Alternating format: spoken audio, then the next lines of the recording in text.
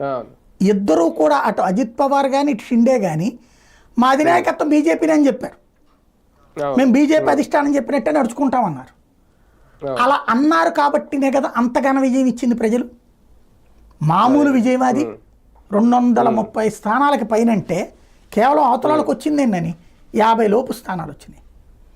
అంటే అంత ఘన విజయాన్ని ఇచ్చారు ప్రజలంటే బీజేపీ నాయకత్వంలో వీళ్ళని ఉండమన్నారు.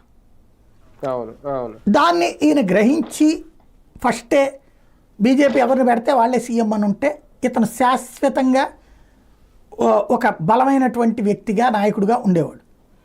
అలా కాకుండా ముఖ్యమంత్రి పదవికి నేను రేసులో ఉన్నాను, జనం నన్ను చూసి ఓట్లేశారు, 85 స్థానాల్లో పోటీ చేసినోడికి 50 వస్తే ఇతన్ని చూసి ఓటేసినట్ట, 150 స్థానాల్లో పోటీ చేస్తే 132 వచ్చినటువంటి వాళ్ళని చూసి ఓటేయినట్ట, మా ప్రభావంతో గెలిచింది, ఇలాంటి మాటలు మాట్లాడడం ద్వారా తనలో వచ్చినటువంటి అసలు సీన్ బయటపెట్టాడు. అక్కడ సీన్ ఏంటయ్యా అంటే తనలో అంటే ఏ బాలాసాహెబ్ థాకరే కొడుకు ఉద్ధవ్ థాకరే తన కొడుకు ఆదిత్య థాకరే కోసం పార్టీని పణంగా పెట్టాడు అని మాట్లాడాడు అతను ఆ రోజున.